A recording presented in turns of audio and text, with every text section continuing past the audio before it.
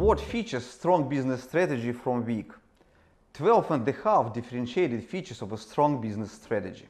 Hello everyone. My name is Andrei Kalida. I am Director of Eurasian Management Administration School, also known as EMAS Business School.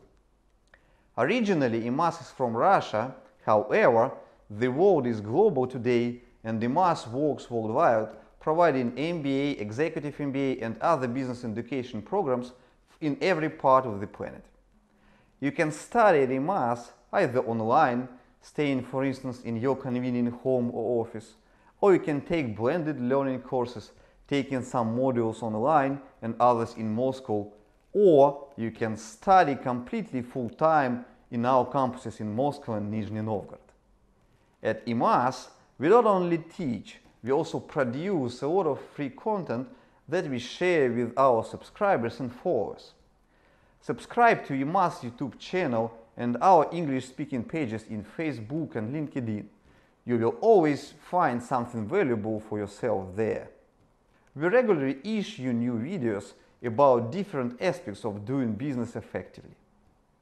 If you are a business owner or you are striving to get a successful career as an employee to become a chief executive officer, or if you are already a CEO and want to push a company under your governance to further development, all of them will be of great value for you. So, subscribe to the channel, to EMAS Facebook and LinkedIn pages, give us some likes, follow and share our videos if you like them. In this set of videos, we will speak about one of the most exciting subjects, which is of incredible importance for every business owner, CEO, or those who are doing a career in business. We will discuss what features strong business strategy from weak. We will release 13 episodes and one feature will be discussed in each of them. However, the title of this series, as you can notice, is 12.5 differentiated features of a strong business strategy. 12.5, which is not 13 obviously. In the last episode, you will understand why it is so tricky. So, the first episode is dedicated to feature number 1, which could be described as follows. You are either in your agenda or somebody else. Set your own agenda. What does it mean? Let's talk about it. A person with a strong strategic view, a smart businessman, always sets his or her own agenda. He has a critical perception of the current situation and always thinks about setting his own rules. He knows that a winner in business as well as a winner in a war is the one who created his own rules but didn't follow the rules created by his competitors. Consequently, you should always try to assess critically current rules that exist in the market. Do they help you or your competitors to achieve?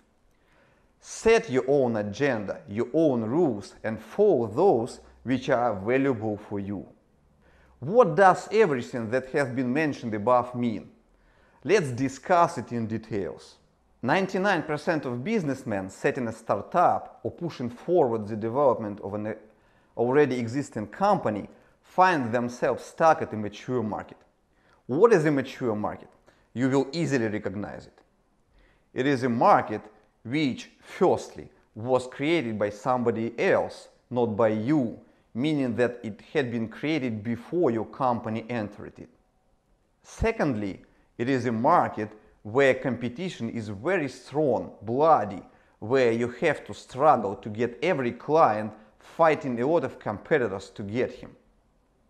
Thirdly, it is a market where you don't have any significant competitive advantage to beat your competitors. And finally, it is a market where your margin and your profit are limited due to price sensitivity.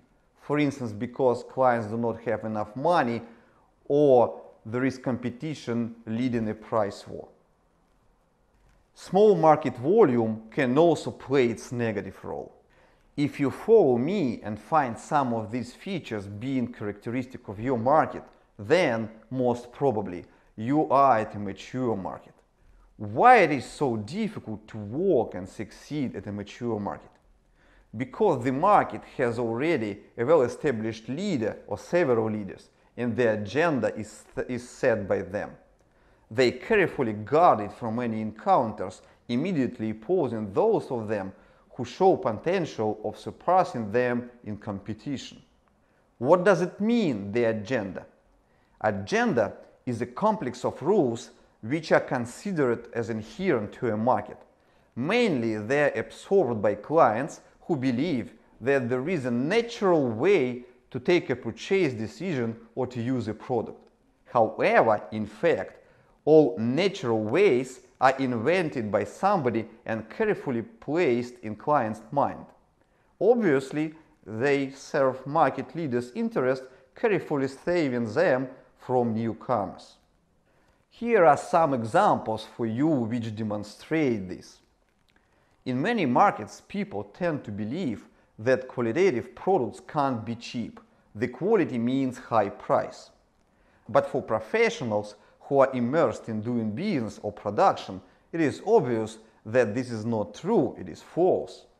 Cheap products could be of the same quality like expensive or even better, and actually there are a lot of them in every market. Likewise, expensive products often of low quality. Often they only claim high-level quality, not having it in fact. Consider automotive industry with lots of premium brands that have a paved path to a station of technical maintenance, that are constantly in need of something to be fixed. Or consider perfume, cosmetic, food. It is a matter of fact that the content of branded and commodity products is often similar. The difference is only in the amount of marketing budget spent on them. Take a look at education, both higher education and business. Do enormous prizes or accreditation claimed by some institution or lecturers worth the quality they are delivering to students? Or the reality is opposite? There are a lot of affordable institutions which offer the same or even higher quality for reasonable prices. Of course, the second is true. That is the agenda, the way how clients are made to think. How we think and perceive normal market rules have been invented to retain a leading position for current market leaders. Having a product with higher quality than they have, asking a lower price than they do, you will face the situation when clients with good income will doubt your honesty. They will be suspicious, thinking that a qualitative product can't be of low price. At the same time, if you claim a high price, you will immediately meet the next obstacle. People, being ready to pay a lot, quite often want to buy a product with well-established brand to show others their prosperity and the ability to buy well-known expensive brands. Investing in marketing to overcome this, you most probably will face the next problem that consists in limited access to distribution channels, because most of them are already occupied by current leaders and afraid to threaten their already existing relations by working with you. And so on and so forth. We can continue naming such obstacles for hours. Remember, this agenda, these rules, in fact, are obstacles which are carefully supported by current market leaders in order to escape from competition, not allowing newcomers or existing small players to take a market share they deserve if the game was fair. If you are not a market leader, then you have two options in this situation. Get a 50% discount for a high-class implementation MBA or executive MBA at IMS, one of the best business schools in Central and Eastern Europe. Full-time on campus in Moscow and Nizhny Novgorod, or 100% online in English in any part of the world. More information at imsglobe.com.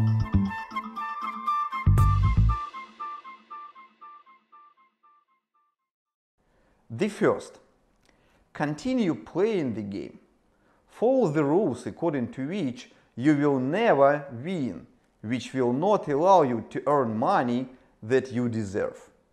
This way will never bring you to achieving your goals. Of course, there are some exceptions. Some people still succeed following established rules. But these are only exceptions. And we don't know the truth behind such success, where they earned fairly or there were some hidden factors. The truth is depressive, but we must admit it. The absolute majority, 99%, fail.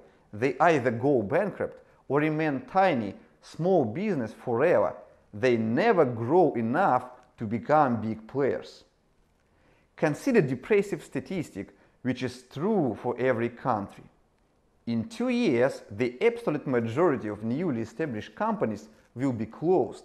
99% of them will never meet their 10th anniversary. You see, if you want a lot, if you strive for real success, then you should think differently. The second option is for you. Push yourself towards thinking of your own agenda. What you can offer to current market? What is really important for a lot of clients?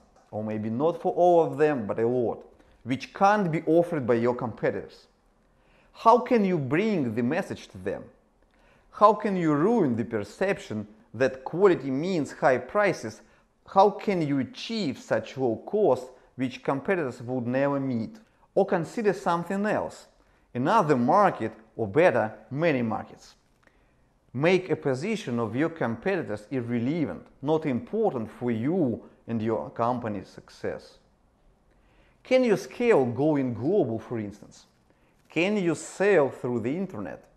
Can you go franchising, creating a chain of active entrepreneurs who will support and develop your brand? Think differently comparing to what is considered being normal in your current market. Set your own agenda to win. This is the first feature of a strong strategy comparing to a weak one. Looking at a strong strategy, you will always notice that a strategist thought about his own agenda. He found it, and his strategy follows it to overcome current leaders or make competition with them irrelevant. I think that is all for now. I have tried to explain a quite complicated issue in simple words. This is the way how we like to teach people at MAS. Next time we will talk about the second feature of a strong business strategy. We will talk about the confusion between goals and the strategy itself. Do not miss the next episode at our channel. It will be issued in a week. Subscribe, share and press likes if you see the value in what we are doing. See you, my friends. I wish you a successful practical implementation of what has been discussed now. I wish you success.